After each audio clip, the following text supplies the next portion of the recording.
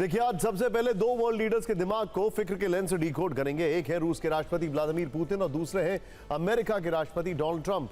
दोनों world leaders 15 अगस्त को Alaska में एक दूसरे से मिलने वाले हैं। यूक्रेन युद्ध पर पहली बार बात करने वाले हैं। इस महामुलाकात से ठीक पहले बड़े बड़े दावे भी किए जा रहे हैं। लेकिन हमारा आज का सवाल है कि दोनों वर्ल्ड लीडर्स मीटिंग से ठीक पहले आखिर क्या सोच रहे होंगे। कूटनीति के शतरंज में सामने वाले को शय और मात कैसे देनी है, इस पर क्या विचार कर रहे होंगे। तो पुतिन चाहेंगे कि ट्रंप से यूक्रेन युद्ध पर बात सिर्फ रूस की शर्तों पर ही हो। यूक्रेन के जितने इलाकों पर रूस कब्जा जमा चुका है उसे लौटाने का पुतिन का कोई इरादा नहीं है और रूस की ओर से संकेत लगातार मिल रहे हैं। वहीं ट्रंप चाहेंगे कि पुतिन किसी तरह से सीजफायर के लिए मान जाए। ट्रंप को इसकी परवाह नहीं है कि यूक्रेन का कितना नुकसान हुआ है। ट्रंप एक और संघर्ष में सीजफायर कराने का क्रेडिट लेना चाहेंगे और एक बार फिर मुझे नोबेल दो वाले गीत गुनगुनाएंगे। लेकिन पुतिन क्या ट्रंप को यह नोबेल का गीत गाने का मौका देंगे या मीटिंग से पहले ट्रंप को रूसी सैन्य शक्ति की विध्वंसक झलक दिखाएंगे? हम ऐसा क्यों कह रहे हैं, तो इसे ग्लोबल फिक्र के 3 चैप्टर से जान सकते हैं। पहला है शांति वाला ड्रामा। वो इसलिए क्योंकि इस बाजी में सबसे अहम पक्ष यूक्रेन को किसी को नहीं भूलना चाहिए। मीटिंग भले ही पुतिन और ट्रंप के बीच होने वाली है, लेकिन यूक्रेन रूसी शर्तों पर सरेंडर नहीं करेगा। ज़ेलेंस्की ने यह बात आज फिर दोहराई है। दूसरा चैप्टर है भीषण युद्ध। पुतिन जहां एक ओर ट्रंप से अलास्का में मिलने वाले हैं, दूसरी ओर रूस यूक्रेन जंग काफी तेज हो चुकी है। ड्रोन और मिसाइल से हमले दोनों देश एक दूसरे पर कर रहे हैं। तीसरा चैप्टर है रूस का सैन्य शक्ति प्रदर्शन। ट्रंप से मुलाकात के ठीक पहले रूस सबसे शक्तिशाली मिसाइल का परीक्षण करने वाला है। जानकार इसे पुतिन का माइंड गेम मान रहे हैं। पुतिन इस मिसाइल के परीक्षण से ट्रंप पर मानसिक दबाव बनाना चाहते हैं। बड़ा सवाल है कि रूस की यह मिसाइल कौन सी है और क्यों पुतिन ने इस मिसाइल को दुनिया से अब तक छिपा कर रखा है। नाम है इस मिसाइल का 9M730 बुरेवेत्सनिक। रूस का दावा है कि इससे यह दुनिया की सबसे शक्तिशाली मिसाइल है। मिसाइल का अगर परीक्षण सफल रहा तो रूस दुनिया का पहला ऐसा देश बन जाएगा जिसके पास परमाणु ऊर्जा से उड़ान भरने वाली मिसाइल होगी। परमाणु हथियार ले जाने में सक्षम एक क्रूज मिसाइल है ये, जिसकी रेंज अनलिमिटेड है। पृथ्वी के किसी भी कोने से हमला करने में सक्षम होगी। दुनिया के किसी भी बेहतरीन एयर डिफेंस सिस्टम को आसानी से चकमा दे सकेगी। पुतिन ने इस मिसाइल को अजेय हथियार बताया है, जो एक बार लॉन्च होने के बाद अपने रास्ते को जब चाहे बदल पाएगी। ये जब रूसी सेना में शामिल होगी तो अमेरिकी वायुसेना के national air and space intelligence centre के अनुसार पुतिन की अजेय शक्ति उनको मिल जाएगी। अब सवाल है कि इस मिसाइल का टेस्ट कहां होगा और कब होगा। नॉर्वे के बैरेंट्स ऑब्जर्वर की रिपोर्ट के अनुसार रूसी आर्कटिक में नोवाया जेमलिया एक जगह है जहां रूस का पैनकोवा टेस्टिंग रेंज है। रिपोर्ट में दावा किया गया है कि रूस यहीं से बुरेवेत्सनिक क्रूज मिसाइल का परीक्षण कर सकता है। इसके लिए बड़े पैमाने पर तैयारी भी की गई है। डिफेंस रोमानिया की रिपोर्ट से भी यही बात पता चली है। ऐसे दावे किए जा रहे हैं कि शायद इसी मिसाइल के टेस्ट के लिए रूस ने इस इलाके में नो टाइम भी जारी किया हुआ है। अब बात टाइमिंग की करते हैं। टाइमिंग बहुत इंपॉर्टेंट है। मिसाइल परीक्षण की डेट सार्वजनिक नहीं की गई है, लेकिन कहा जा रहा है कि 15 अगस्त से ठीक पहले रूस इस मिसाइल का टेस्ट कर लेगा। यानी ट्रंप से मीटिंग से पहले पुतिन शक्ति प्रदर्शन करेंगे। अमेरिका पर मानसिक दबाव बनाने के लिए पुतिन 2 बड़े गेम साथ साथ खेल रहे हैं। पुतिन ट्रंप की बैठक से ठीक पहले 1.5 लाख रूसी सैनिक यूक्रेन के बड़े हिस्से में कब्जे की तैयारी कर चुके हैं। डोनबास में 1 लाख रूसी सैनिक तैनात हैं। सूमी में 50,000 रूसी सैनिकों का मूवमेंट देखा गया है। खेरसोन में इस वक्त रूसी सैनिक तेजी से आगे बढ़ रहे हैं। ज़ेपोरिजिया के न्यूक्लियर पावर प्लांट पर रूस पहले ही कब्जा कर चुका है। इन सब के बीच ट्रंप से यह मीटिंग अलास्का में होने वाली है, तो अलास्का के नजदीक रूस और चीन के वॉरशिप पहुंचे हुए हैं। अलास्का से सिर्फ 900 किलोमीटर दूर आर्कटिक में रूस और चीन के वॉरशिप की जॉइंट पेट्रोलिंग हो रही है। रूस के डिस्ट्रॉयर भी यहां पर तैनात हैं। अब रूस यूक्रेन में भीषण हमलों पर यह लेटेस्ट वॉर रिपोर्ट आपको जरूर देखनी चाहिए।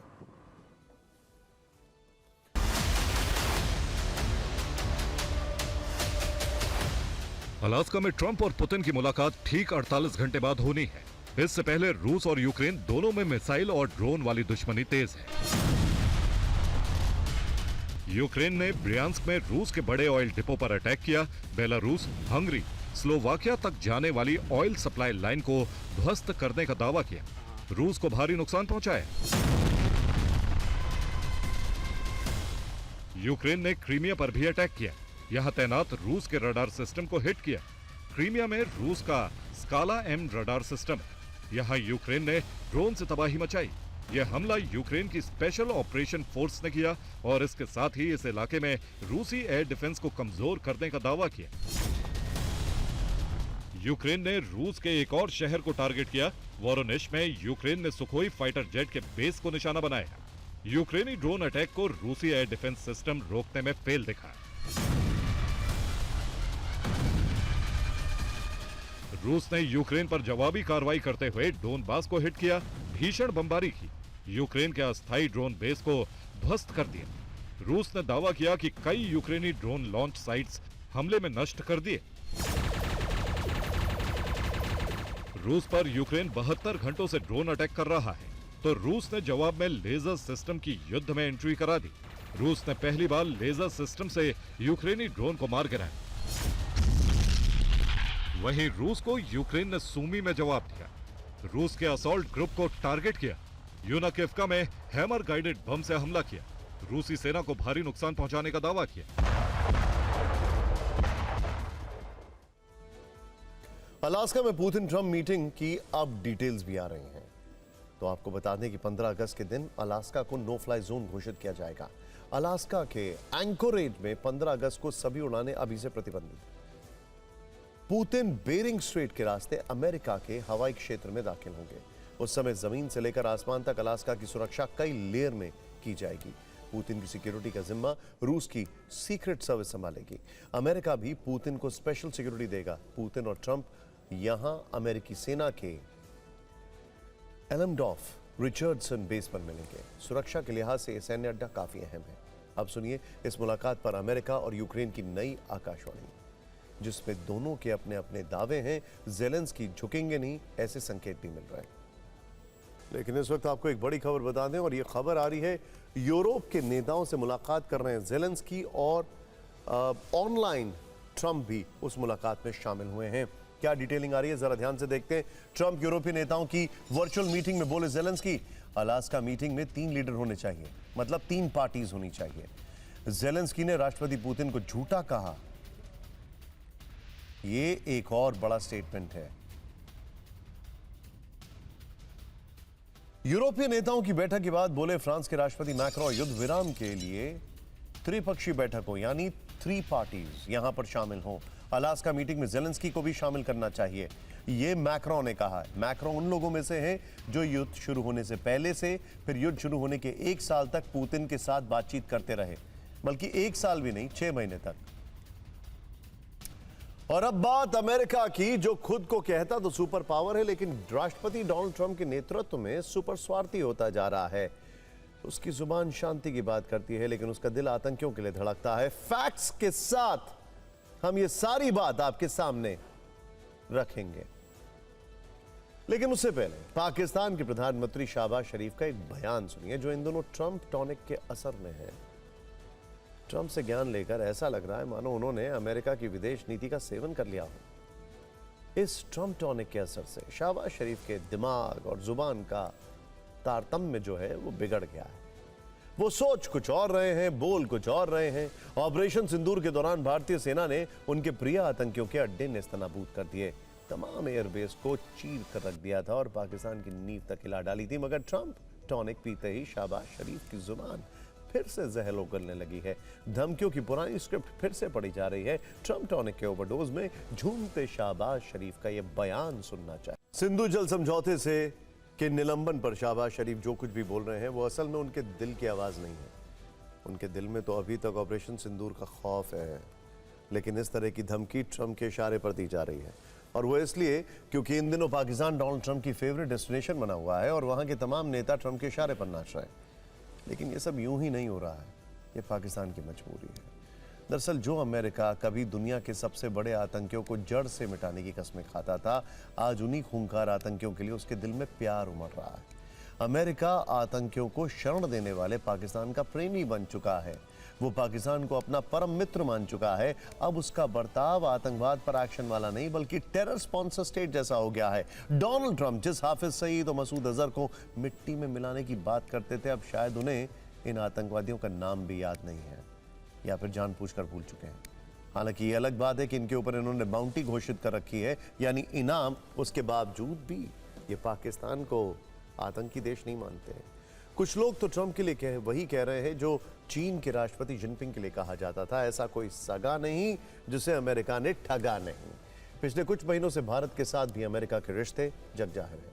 वैसे भी जब अमेरिका आतंकवाद पर नरमी बरतेगा, तब ट्रंप आतंक प्रेमी पाकिस्तान के सिर पर हाथ रखेंगे। तो भारत का आतंकवाद पर जीरो टॉलरेंस वाला रुख स्पष्ट है।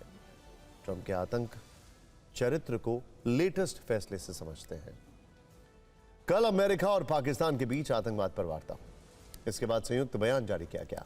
अमेरिका ने आतंक के खिलाफ लड़ाई में पाकिस्तान की तारीफ की। अमेरिका ने आतंकी घटनाओं में जान गंवाने वाले पाकिस्तानियों के लिए प्रति संवेदना जताई। संयुक्त बयान में BLA तहरीक तालिबान पाकिस्तान ISIS खुरासान का आतंकी संगठन के रूप में नाम लिया गया, जबकि लश्कर तैयबा, जैश ए मोहम्मद और हिजबुल मुजाहिदीन जैसे पाकिस्तान स्थित आतंकी संगठनों पर कुछ नहीं कहा गया। अमेरिका के विदेश विभाग की प्रवक्ता टैमी ब्रूस ने भारत पाकिस्तान सीजफायर में अमेरिका की भूमिका के लिए राष्ट्रपति डोनाल्ड ट्रंप के दावे को दोहराया और कहा कि यह वॉशिंगटन के लिए बहुत गर्व का क्षण था कि वो संभावित तबाही को रोकने में कामयाब रहा। इस सब के बीच में जो बयान आपने सुना, यही है वो ट्रंप टॉनिक जिसे शहबाज शरीफ इन दिनों सुबह शाम ले रहे हैं, और इस टॉनिक के साइड इफेक्ट्स की वजह से वो बदहवास से हो चुके हैं। अब जरा सोचिए, जो पाकिस्तान वर्षों से आतंक की खेती कर रहा है और जिहाद की फसल काट रहा है, अब वो दुनिया को आतंकवाद पर लेक्चर देगा। मानते हैं कि आतंकवाद पर लेक्चर देने का सबसे बड़ा अनुभव पाकिस्तान के पास ही है, लेकिन वो तब जब उसे लेक्चर टॉपिक हो, दुनिया में उस लेक्चर का टॉपिक हो दुनिया में आतंक फैलाने के 100 आजमाए हुए तरीके। वरना बेहतर यही होगा कि पाकिस्तान ज्ञान देने के बजाय आतंकवाद पर ध्यान दे। ध्यान देने वाली बात यह भी है कि डोनाल्ड ट्रंप ने पाकिस्तान को बलूचिस्तान में नरसंहार का खुला लाइसेंस दे दिया।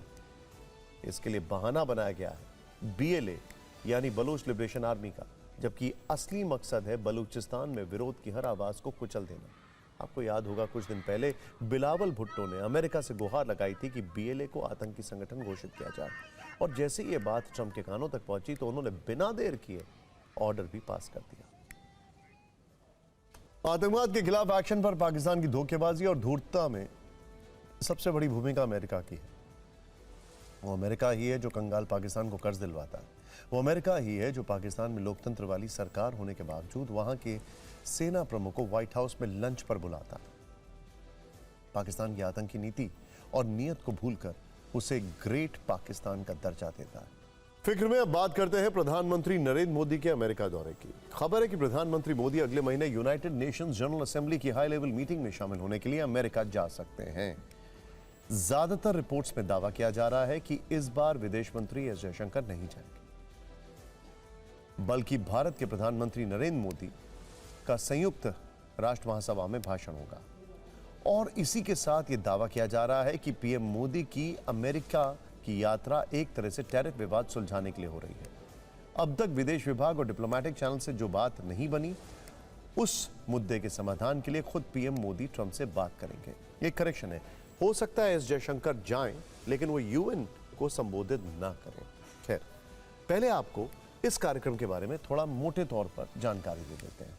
देखिए, यूएन जनरल असेंबली की हाई लेवल मीटिंग 23 से 29 सितंबर को तक होगी। यह हर साल होती है। परंपरा के अनुसार ब्राजील के प्रतिनिधि इसके पहले स्पीकर होंगे। डोनाल्ड ट्रंप इस समिट को 23 सितंबर को संबोधित करेंगे। यूएनजीए की स्पीकर लिस्ट में 26 सितंबर को भारत के प्रधानमंत्री के बोलने का समय निर्धारित किया गया है। हालांकि अभी यह प्रधानमंत्री मोदी का संभावित कार्यक्रम है, इसमें बदलाव भी हो सकता है। अमेरिका के साथ तनाव को देखते हुए माना जा रहा है कि पीएम का यूएन दौरा डोनाल्ड ट्रंप से मुलाकात का आधार बन सकता है। कई कूटनीतिक विशेषज्ञों का मानना है कि पीएम मोदी ट्रंप की आमने सामने की मीटिंग से भारत अमेरिका संबंधों को पटरी पर लाया जा सकता है। एक तरफ पीएम मोदी न्यूयॉर्क में यूएनजीए में भाषण दे सकते हैं, तो वहीं वो व्हाइट हाउस जाकर ट्रंप से मुलाकात भी कर सकते हैं। सवाल उठता है कि आखिर ट्रंप भारत से इतने नाराज क्यों हैं? देखिए, इसकी दो वजह हैं। पहली वजह है रूस से भारत का तेल खरीदना। अमेरिका कहता है कि भारत रूस से तेल खरीदकर यूक्रेन के खिलाफ युद्ध में उसकी मदद कर रहा है। ट्रंप की नाराजगी की दूसरी वजह है भारत का जवाब। 25% टैरिफ लगने के बाद भारत ने कहा कि अमेरिका खुद रूस से यूरेनियम, केमिकल्स और फर्टिलाइजर खरीदता है। ऐसे में वो ना बताएं कि आखिर युद्ध कौन भड़का रहा है। इसके बाद ट्रंप ने भारत पर 25% टैरिफ और बढ़ा दिया है। इस तरह अमेरिका ने भारत पर 50% टैरिफ लगा दिया है। इसके बाद दोनों देशों के संबंधों में कटुता आ गई है। आपको यह बताना जरूरी है कि ट्रंप के दूसरी बार राष्ट्रपति बनने के बाद 27 जनवरी को पीएम मोदी ने उन्हें फोन कर बधाई दी थी। इस बातचीत में व्यापार, ऊर्जा और रक्षा सहयोग पर बातचीत हुई थी। इसके बाद 13 फरवरी को व्हाइट हाउस में ट्रंप ने पीएम मोदी का स्वागत किया था। इस दौरे पर तेल, गैस और नागरिक परमाणु ऊर्जा सहित ऊर्जा सहयोग को बढ़ाने पर सहमति बनी। लेकिन इसके कुछ वक्त बाद ट्रंप ने टैरिफ और छेड़ दिया और भारत अमेरिका संबंध सबसे निचले स्तर पर चले गए। ऐसे में पीएम मोदी के इस दौरे पर सभी की नजरें हैं। सबसे जरूरी है टैरिफ विवाद को सुलझाना। इसी से भविष्य में भारत अमेरिका संबंधों को नई दिशा मिलेगी। इंटरेस्टिंग बात क्या है? इंटरेस्टिंग बात यह है कि जब भारत और अमेरिका की ट्रेड टॉक्स चल रही थी, उस बीच में ट्रंप ने आउट ऑफ लाइन कूदकर 25% टैरिफ लगा दिया, वो भी तब जब बातचीत चल रही थी। इसकी जरूरत क्या थी? इसकी जरूरत क्या थी? इसका जवाब ट्रंप ही दे सकते हैं। खैर, अब बात उस चुनाव की जो था दिल्ली के एक क्लब का। चुनाव था क्लब के प्रशासनिक सचिव पद के लिए, लेकिन राजनीतिक गलियारों में इसकी चर्चा किसी विधानसभा या लोकसभा चुनाव से कम नहीं थी। लड़ाई भी दिलचस्प थी। बीजेपी के मौजूदा सांसद के खिलाफ बीजेपी के ही पूर्व सांसद ने ताल ठोकी, जिसमें जीत और हार दोनों बीजेपी नेता की ही हुई। चुनाव था कॉन्स्टिट्यूशन क्लब ऑफ इंडिया के प्रशासनिक सचिव पद का। इस क्लब के कुल 1250 वोटर हैं। बीजेपी सांसद राजीव प्रताप रूडी ने अपनी ही पार्टी के पूर्व सांसद संजीव बालियान को 102 वोट से हरा दिया। राजीव प्रताप रूडी को 392 वोट मिले, संजीव बालियान को 290 वोट, कुल 682 मत पड़े थे। विपक्ष इस नतीजे पर चुटकी ले रहा है। इस चुनाव को लेकर 4 एंगल उठाए जा रहे हैं। बीजेपी में खेबेबाजी की अटकलें लग रही हैं। ईवीएम और बैलेट पेपर का भी जिक्र चल पड़ा है। इसके कनेक्शन बिहार चुनाव से जोड़े गए हैं। जाति फैक्टर का मुद्दा अलग से उछलने लगा है। इन सवालों पर जाने से पहले एक विजुअल देख लेते हैं जो रूडी की जीत के बाद बहुत वायरल है। इसमें नेता प्रतिपक्ष राहुल गांधी संसद परिसर में राजीव प्रताप रूडी से हाथ मिलाते दिखे। दोनों मुस्कुराते हुए एक दूसरे का अभिवादन करते नजर आए। इस वीडियो में बड़ी मैसेजिंग है, ध्यान से देखिए जरा इसको। रुके, फिर पलटे, कुछ कहा और राजीव प्रताप रूडी मुड़कर उनसे कुछ कह रहे हैं। वीडियो के आधार पर यह दावा किया गया है कि कांग्रेस के सांसद राहुल गांधी ने बीजेपी के सांसद राजीव प्रताप रूडी से पूछा कि क्या आप क्लब का चुनाव लड़ रहे हैं। इस पर राजीव प्रताप रूडी ने जवाब दिया, हाँ मैं चुनाव लड़ रहा हूं। फिर राहुल ने भरोसा दिया, चिंता मत कीजिए। यह बातचीत इस वीडियो में तो सुनाई नहीं पड़ी, लेकिन उस वक्त वहीं मौजूद एक व्यक्ति ने यह बात बताई। ऐसा सोशल मीडिया पर कुछ लोग लिख रहे हैं। संदेश यह गया कि विपक्ष एकजुट होकर राजीव प्रताप रूडी के पीछे खड़ा था। इसका एक और सबूत देखिए। इस चुनाव में सोनिया गांधी भी वोट डालने पहुंची। उनके साथ कांग्रेस के राष्ट्रीय अध्यक्ष मल्लिकार्जुन खड़गे मतदान करने पहुंचे। इनके साथ कांग्रेस के कई सांसद भी वहां पर मौजूद थे। बीजेपी की तरफ से भी हाई प्रोफाइल मामला था। खुद गृह मंत्री अमित शाह, केंद्रीय मंत्री जेपी नड्डा और पीयूष गोयल वोटिंग के लिए पहुंचे। इस दौरान उनके पीछे हारे हुए उम्मीदवार संजीव बालियान भी दिख रहे हैं। पूर्व सांसद और केंद्रीय मंत्री स्मृति ईरानी भी काफी दिनों बाद संसद के पास इस क्लब के चुनाव में शामिल हुई। इस दौरान वो कुछ पुराने साथियों से बातचीत करती हुई नजर आई। एक क्लब के चुनाव इस तरह की हाई प्रोफाइल में वोटिंग होती है, यह हैरान करने वाला है और आप इससे अंदाजा लगा सकते हैं कि मामला कितना गंभीर रहा होगा। खैर, देर रात आए नतीजों के बाद जीत का जश्न मना। रूडी समर्थकों ने आतिशबाजी की। रूडी ने जीत के बाद तंज किया कि उनके साथ विपक्ष का भी पैनल था। चुनाव की इनसाइड स्टोरी जानने से पहले एक रील देख लेते हैं। 100 से अधिक मतों से मैं जीता हूं और अगर 1000 से मल्टीप्लाई कर दे उसको, पूरे मतदाता को 1000 को, तो 1 लाख अगर मान ले तो लगभग अच्छे वोटों से मैं जीता हूं। दल की राजनीति से हट करके सभी दलों के, और मेरे पैनल में तो कांग्रेस के भी लोग थे, समाजवादी पार्टी के भी सदस्य थे, टीएमसी के भी सदस्य थे, निर्दलीय भी थे, तो मैं समझता हूं भाजपा के भी थे, कांग्रेस के भी थे, टीडीपी के भी थे, तो मोटे तौर से सभी राजनीतिक पार्टियों का एक समूह था, एक मित्रों का, और इन सब की मेहनत से ये बड़ी कामयाबी मिली है। तो मैं आभार व्यक्त करना चाहूँगा उन सभी को। चुनाव तो लड़ा जाता है जीतने के लिए, और फैसला सांसदों और पूर्व सांसदों के हाथ में, बड़े बड़े लोग थे इसमें। अच्छी बात यह कि हेल्दी उसमें चुनाव हुआ है। कांग्रेस के नेता सोनिया जी आई और उनके साथ खारगिल साहब आए, हमारे पार्टी से अमित शाह जी आए और नड्डा साहब आए। लोकतंत्र का असली स्वरूप कॉन्स्टिट्यूशन क्लब के चुनाव में आया, इसलिए सबको बहुत बहुत बधाई। इस चुनाव में जीत या हार दोनों ही बीजेपी के नेता की हुई, लेकिन कांग्रेस ने अपने लिए खुशी का मौका ढूंढ लिया। आपको इस चुनाव की इनसाइड स्टोरी बताते हैं। कॉन्स्टिट्यूशन क्लब पर 25 साल से राजीव प्रताप रूडी का दबदबा है, लेकिन इस बार अचानक उनके खिलाफ पूर्व केंद्रीय मंत्री और बीजेपी नेता संजीव बालियान खड़े हैं। अंदर खाने चर्चा तेज हो गई कि बालियान गृह मंत्री अमित शाह के इशारे पर मैदान में उतरे। बीजेपी सांसद निशिकांत दुबे ने खुलकर बालियान के समर्थन में बयान दिया। खुद अमित शाह और नड्डा जैसे नेता वोट डालने पहुंचे। ऐसे में सियासी गलियारों में चर्चा आम हो गई कि अनौपचारिक रूप से अमित शाह के नॉमिनी संजीव बालियान। तो ये खबरें भी तेज हो गईं कि यूपी सीएम आदित्यनाथ के नेतृत्व में ठाकुर लॉबी और बिहारी अस्मिता के मुद्दे पर रूडी सवार है। आपको बता दें कि रूडी राजपूत समुदाय से आते हैं। बीजेपी बनाम बीजेपी की इस चुनावी लड़ाई में कांग्रेस समेत पूरे विपक्ष को लगा कि बीजेपी के चाणक्य कहे जाने वाले अमित शाह को चित करने का यह बड़ा मौका है। तो खुद सोनिया गांधी, खड़गे, राहुल मतदान के लिए पहुंचे। इसके जरिए संदेश दिया गया कि रूडी को जिताइए और केंद्र सरकार के बड़े मंत्री को बड़ा झटका दीजिए। रूडी की जीत को सियासी गलियारों में दिल्ली बनाम यूपी की लड़ाई के लिए एक अहम पड़ाव की तरह देखा जा रहा है। साथ ही विपक्ष इसे सरकार के खिलाफ अपनी जीत के तौर पर देख रहा है। वहीं रूडी की जीत को बिहार चुनाव में बिहारी अस्मिता से जोड़कर बीजेपी को बैकफुट पर लाने की भी तैयारी। बिहार में राजपूत वोट भी अहम है, जबकि जाट वहां है नहीं, और इसी जाट समुदाय से संजीव बालियान आते हैं। एक बात और देखने को मिली कि बीजेपी के वो नेता जो केंद्रीय नेतृत्व से नाखुश हैं, उन्होंने भी रूडी के पक्ष में वोट डाले। जिन नेताओं की लोकसभा में टिकट काटे गए या जिन्हें पार्टी में हाशिए पर रखा गया, वो रूडी की जीत में अपनी जीत देखते हुए वोट डालने पहुंच गए। उधर बीजेपी नेता की जीत में विपक्ष ने अपने लिए अवसर तलाश लिया। चुनावी धांधली के आरोप और एसआईआर के मुद्दे पर आक्रामक विपक्ष देर रात से ही तंज कसने लगा कि इस चुनाव में ना ही ईवीएम थी, न चुनाव आयोग और न उसकी वोटर लिस्ट, इसीलिए नतीजे सामने हैं। कांग्रेस सांसद शक्ति सिंह गोहिल ने लिखा है कि कॉन्स्टिट्यूशन क्लब ऑफ इंडिया के चुनाव की मतगणना बड़े ही रसप्रद दौर में हुई। ईवीएम से मतदान नहीं था, हमने बैलेट पर वोट दिया। सुप्रीम कोर्ट के वरिष्ठ वकील और सांसद कपिल सिब्बल ने पोस्ट किया और सोशल मीडिया पर लिखा कि जब चुनाव सीक्रेट बैलेट से होगा तो तथाकथित चाणक्य स्पष्ट रूप से हार जाएंगे। बिहार में अगर चुनाव निष्पक्ष होगा तो चाणक्य फिर हार जाएंगे। कांग्रेस प्रवक्ता सुप्रिया श्रीनेत ने तंज करते हुए लिखा कि बीजेपी वर्सेस बीजेपी में किसके पीछे कौन था, यही असली कहानी है।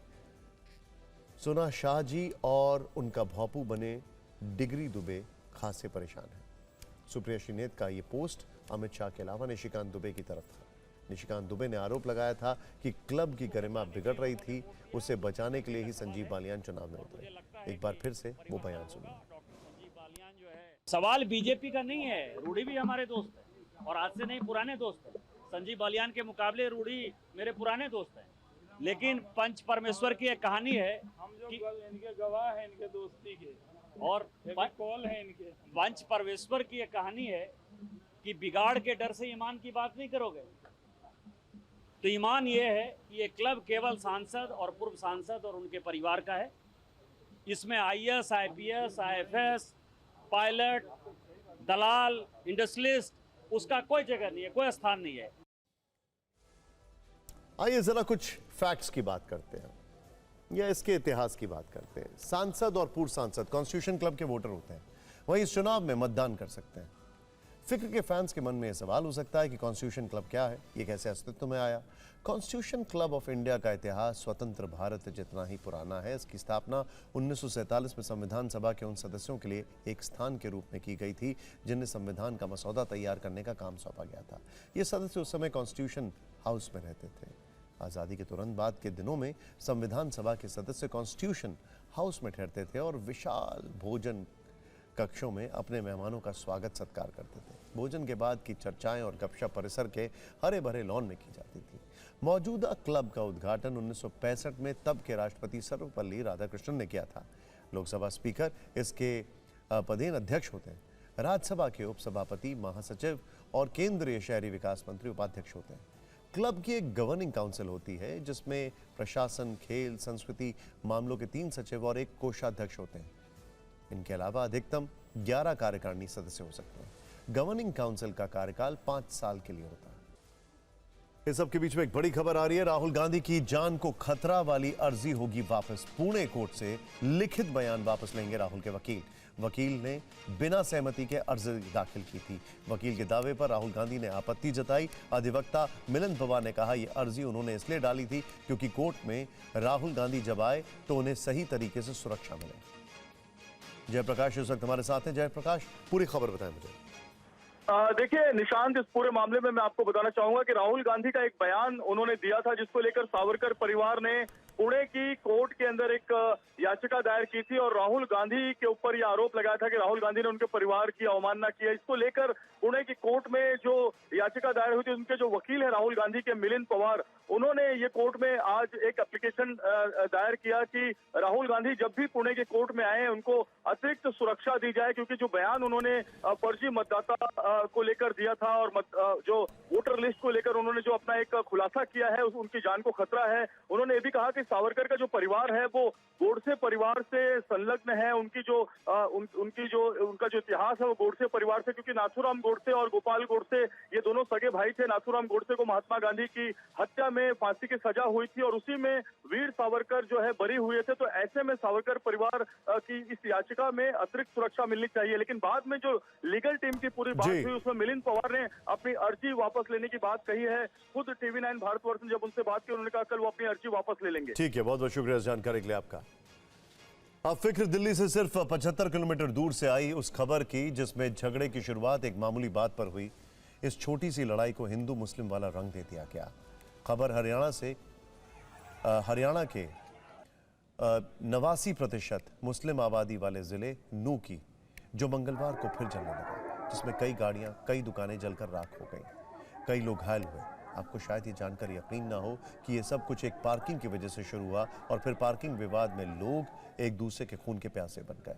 दावा है कि नू के मुंडका गांव में समय सिंह नाम का युवक अपनी कार खड़ी करना चाहता था, लेकिन वहां पर इसरा नाम का युवक अपनी गाड़ी लगाकर चला गया। समय सिंह ने इसरा से गाड़ी हटाने को कहा। इसे लेकर दोनों में जबरदस्त बहस हुई। आरोप है तभी इसरा की तरफ से मौजूद एक शख्स ने समय सिंह के सिर पर कांच की बोतल से हमला कर दिया। इसके बाद क्या हुआ हम आपको 3 वीडियो के जरिए समझाते हैं। पहला वीडियो उस वक्त का है जब समय सिंह पर जानलेवा अटैक हुआ। ये बात जब आग की तरह फैली तो दोनों समुदाय के लोग आमने सामने आ गए, एक दूसरे पर पत्थरबाजी करने लगे, दुकानों और गाड़ियों में आग लगाने लगे। खबर मिलते ही हरियाणा पुलिस भागी पहुंची, लेकिन तब तक हालात बिगड़ चुके थे। इसके बाद तुरंत पुलिस भी एक्शन में आई और लोगों को खदेड़ना शुरू कर दिया। कई घंटों की भागम भाग के बाद यह मामला शांत हुआ, लेकिन हिंसा के दौरान एक ऐसा वीडियो भी सामने आया है जो ये बताता है कि कैसे नू में उपद्रवी कानून को ठोकर मारते हुए घूमते हैं। उनके मन में पुलिस को लेकर बिल्कुल भी डर नहीं है। इसका प्रमाण है उपद्रवियों के हाथों में दिख रही ये बंदूकें जो हिंसा के दौरान बड़े आराम से लेकर घूम रहे थे। हालांकि अपराध के लिए बदनाम नू में मंगलवार को हुई हिंसा की कहानी सिर्फ इतनी भर नहीं है, इसमें हिंदू मुस्लिम वाले दावे भी हैं। मुस्लिम पक्ष के अनुसार मुसलमानों को पहचानने के बाद उन्हें चुन चुन कर टारगेट किया गया, उनकी दुकानें जलाई गई, जबकि हिंदू पक्ष कह रहा है कि चिंगारी 2023 के दंगों के बाद से सुलग रही थी। आरोप है इस बार भी मस्जिदों से भीड़ को बुलाकर यह हिंसा फैलाई गई और इसकी तैयारी पहले से थी। हालांकि कल हुई हिंसा की मूल वजह पार्किंग ही बताई जा रही है, इसीलिए आज हमने प्राण छीनने वाली इस पार्किंग पर फिक्र की फाइल तैयार की है। लेकिन पहले मामूली सी बात पर जले नू की एक रील देखिए।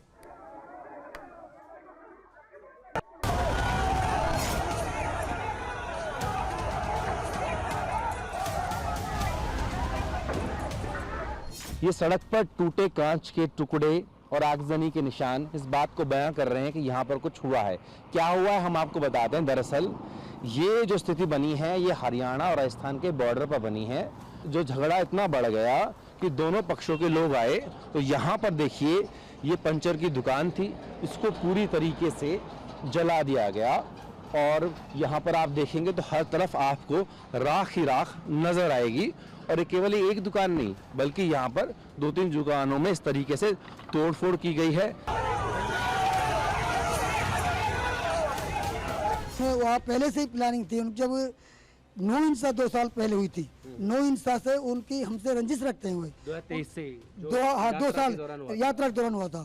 तो उन्होंने कहा था कि उससे तुम बच गए पर अब तुमको नहीं बचने देंगे। इतने में उन्होंने अपना अलाउंसमेंट दोनों मस्जिदों में कर उन्होंने अपने लोग ज्यादा इकट्ठे कर लिए। हम मुस्लिम हैं, वो भी मुस्लिम ही थे पहले, जिनसे लड़ाई हुई थी वो मुस्लिम ही थे।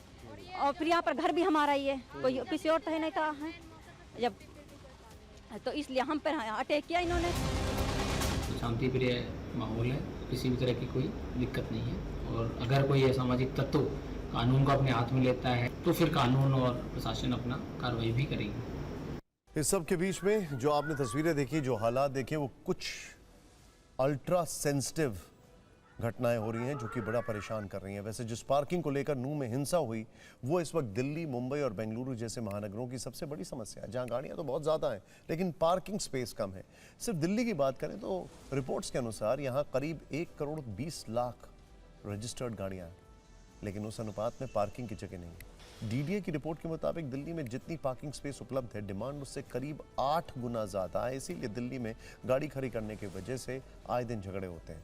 ये वही समस्या है जिसे लेकर पिछले हफ्ते अभिनेत्री हुमा कुरैशी के चचेरे भाई की दिल्ली के निजामुद्दीन इलाके में हत्या कर दी गई। ऐसा दिल्ली में कई बार देखा गया है। दिल्ली में 2021 में पुलिस को पार्किंग विवादों से जुड़ी 2413 शिकायतें हुई। 2022 में यह संख्या बढ़कर 3367 हो गई, जबकि 2023 में यह आंकड़ा 7328 तक पहुंच गया। यानी 2 साल में पार्किंग की वजह से झगड़ों की संख्या 3 गुना तक बढ़ गई है। यानी पार्किंग वाला यह तनाव अब लोगों को एक दूसरे की जान तक का दुश्मन बना रहा है। 2018 में बॉस्टन कंसल्टिंग ग्रुप ने अपनी एक रिपोर्ट में बताया था कि दिल्ली में एक शख्स पार्किंग स्पेस ढूंढने के लिए कम से कम 20 मिनट बर्बाद करता है। इस लिहाज से हर शख्स एक हफ्ते में कम से कम 200 मिनट सिर्फ पार्किंग तलाशने में खर्च करता है। यह आंकड़ा वर्षों में देखा जाए तो करीब 167 घंटे हो जाता है। यानी साल के करीब एक हफ्ते में वो दिल्ली में पार्किंग ढूंढने में वक्त बर्बाद कर देता है। पार्किंग एक खोज वाले इस मिशन में हर शख्स इतना बौखलाया हुआ है कि अब रोड रेज की तरह पार्किंग रेज की घटनाएं होने लगी हैं, जो एक खतरनाक ट्रेंड है। फिक्र में बात यूपी के बलरामपुर में एक दिल दहला देने वाली घटना की जिसने पूरे सिस्टम पर सवाल उठा दिए। बलरामपुर में एक 22 वर्ष की दिव्यांग लड़की के साथ गैंगरेप की घटना होती है, और वो भी पुलिस चौकी से कुछ ही दूरी पर।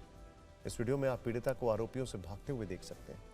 लड़की किस तरीके से भाग रही है और आरोपी मोटरसाइकिल से इसका पीछा कर रहे हैं। परिजनों के मुताबिक सोमवार रात करीब 8 बजे पीड़िता अपने ननिहाल से घर लौट रही थी। उसका घर डीएम आवास के पास स्थित है। आरोप है कि रास्ते में ही एक युवक ने उसे जबरन उठाकर सुनसान खेत की ओर ले जाकर एक घटना को अंजाम दिया। लड़की बोल नहीं सकती थी, जिसके चलते वो शोर भी नहीं मचा पाई और आरोपी घटना के बाद फरार हो गए। अब इस गैंगरेप से जुड़ी कुछ चौंकाने वाली बातें आई हैं सामने। घटनास्थल से डीएम, एसपी और जिला जज के घर सिर्फ 800 मीटर दूर है। एसपी के घर में लगे कैमरे में पीड़िता के भागने का वीडियो रिकॉर्डेड है। 14 सेकंड के वीडियो में लड़की बदमाश होकर भागती दिखी। चौंकाने वाली बात यह है कि बहादुरपुर पुलिस चौकी में किसी को वारदात की भनक तक नहीं लगी। 1 घंटे तक परिजन पीड़िता को शहर में खोजते रहे। पीड़िता पुलिस चौकी से सिर्फ कुछ ही दूरी पर दूर रोते हुए मिली है। मेडिकल रिपोर्ट में पीड़िता के साथ इस घटना की जो पुष्टि हो गई है। ऐसी तस्वीरें आपने कई बार देखी होंगी फिल्मों में, लेकिन देखिए किस तरीके से ये घटना हो रही है यहाँ पर।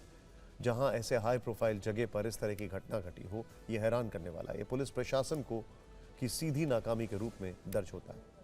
वैसे इस खबर में लेटेस्ट अपडेट यह है कि दोनों आरोपियों को मुठभेड़ में गिरफ्तार कर लिया गया है। आरोपियों की पहचान अंकुर वर्मा और हर्षित कुमार पांडे के रूप में हुई है। यह सूचना मिली थी कि दोनों आरोपी नेपाल भागने की फिराक में हैं, लेकिन शंकरपुर के पास पुलिस और आरोपियों में एनकाउंटर हुआ, जिसमें हर्षित के दाहिने पैर में गोली लगी। गिरने से अंकुर घायल हो गया।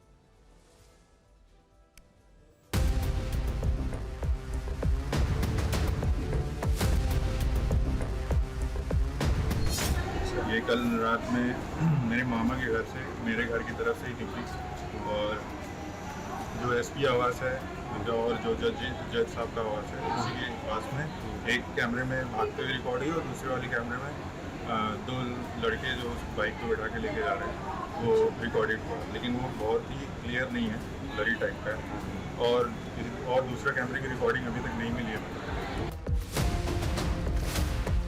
जिले में ऐसी घटना हो जाती है, विभाग दूर है, जहाँ डीएमएसपी लोग रहते हैं वहाँ भी सुरक्षित नहीं है बेटिया। अच्छा, घर उसी के पास है जहाँ पर आवास है? उसी के पास है, जो सीडीओ साहब का आवास है कृष्णापुरम का, उसके बगल कॉलोनी के जस्ट बगल में है। एसपी साहब का आवास है, डीएम साहब का आवास है, जज साहब का आवास है। जिले का जो सबसे सुरक्षित एरिया माना जाता है। जो दो व्यक्तियों को गिरफ्तार किया गया उनके नाम है अंकुर वर्मा पुत्र चंद्रदेव और दूसरा हर्षित पांडे पुत्र प्रयाग दत्त। दौरान पुलिस मुठभेड़ आज इन दोनों को गिरफ्तार किया गया है और अभी तक जो प्रारंभिक पूछताछ हो पाई है उसमें इन दोनों ने घटना को करना स्वीकारा है और साथ ही साथ जो घटना स्थल है उसे भी पहचान कराने की बात कही है और पुलिस इसमें साक्ष्य इकट्ठा कर रही है और इसमें आगे विवेचना की जाएगी। अगली भी खबर जो है वो भी यूपी से है, जहां 40 विधायकों की एक बैठक सियासी गलियारे में चर्चा का विषय बनी हुई है। यह बैठक 11 अगस्त को लखनऊ के क्लार्क अवध होटल में हुई। मुरादाबाद के कुंदरकी से विधायक रामवीर सिंह ने इस बैठकी का आयोजन किया था। खास बात यह है कि इसमें राजपूत समाज के 40 से ज्यादा विधायक शामिल हुए। इस बैठक को कुटुंब परिवार की बैठक का नाम दिया गया। दावा किया गया कि कुंदरकी से विधानसभा जीतने और उनके परिवार की एक बेटी के जन्मदिन पर इस कार्यक्रम का आयोजन किया गया था। यूपी के पॉलिटिकल सर्कल में इस बैठक की काफी चर्चा है, वो इसलिए क्योंकि ऐसे दावे किए जाने हैं कि पिछले लोकसभा चुनाव में बीजेपी से क्षत्रियों का मोह भंग हो गया। ऐसे में यूपी में होने वाले अगले विधानसभा चुनावों से पहले एक जाति विशेष के विधायकों का एक साथ एक जगह पर बैठक करना चर्चा का विषय है। भारतीय जनता पार्टी में विद्रोह पनप रहा है और ये जो बैठक थी वो उसी विद्रोह की एक बीच की कड़ी है। तो उत्तर प्रदेश में भारतीय जनता पार्टी में सब कुछ ठीक नहीं है और गुट में अंदर गुट बन रहे हैं। विधायक अलग अलग जाति के बैठक करके सरकार के ऊपर दबाव बना रहे हैं और जो है वो उनमें नाराजगी भी है। तो 4 लोग बैठ लिए, उस तरह की अफवाह उड़ाना, उत्तर प्रदेश में जो जातिवादी पार्टियां रही हैं उस तरह की बातों को उड़ा रही हैं। भारतीय जनता पार्टी में तो सबका साथ सबका विकास है और किसी तरह के जातिवाद से बहुत दूरी बनाई जाती है। हमारे यहाँ सिस्टम ही नहीं। व्यक्तिगत किसी का कार्यक्रम हो सकता है, उसमें लोग इकट्ठे होते हैं, स्वाभाविक है, लेकिन इससे कोई मतलब नहीं है। और भारतीय जनता पार्टी में तो इन बातों के लिए कोई स्थान नहीं है। कोई व्यक्ति अपने हो सकता है कोई इशू हो सोशल, उसके पास कोई निमंत्रण आया था इस तरह? नहीं, मैं वही बता रहा हूँ ना, जब हमें निमंत्रण नहीं आया तो क्षत्रियों की मीटिंग कहाँ से हुई? असली क्षत्रिय तो हम हैं। और फिक्र में अब बात रेलवे में भारत की उस ऐतिहासिक छलांग की जिसमें उसने चीन को भी पीछे छोड़ दिया है। तस्वीरों में जिस ट्रेन को आप देख रहे हैं वो भारत की पहली हाइड्रोजन ट्रेन है। शून्य उत्सर्जन तकनीक वाली हाइड्रोजन ट्रेन का परीक्षण शुरू हो चुका है। दावा किया गया है कि भारतीय रेलवे ने पूरी दुनिया में सबसे अधिक हॉर्स पावर वाला हाइड्रोजन इंजन बना लिया। ये ट्रेन किन मायनों में खास है, इसकी बड़ी बातें जान लेते हैं। ये भारत का पहला हाइड्रोजन से चलने वाला रेलवे इंजन है। यह इंजन 2600 यात्रियों को ढो सकता है। 1200 हॉर्स पावर के साथ भी ये ट्रेन दुनिया में अव्वल है। ये ट्रेन हाइड्रोजन फॉर हेरिटेज कार्यक्रम का हिस्सा है। पहली बार ये ट्रेन हरियाणा, जिंद और सोनीपत के रूट पर दौड़ेगी। इस मार्ग पर देश की पहली जीरो एमिशन ट्रेन दौड़ेगी। भविष्य में ऐसी 35 हाइड्रोजन ट्रेन बनाई जाएंगी। प्रति ट्रेन की लागत करीब 80 करोड़ रुपए होगी। दुनिया की अगर बात करें तो जर्मनी पहला देश था जिसने सितंबर 2022 में हाइड्रोजन से चलने वाली ट्रेनों की शुरुआत की।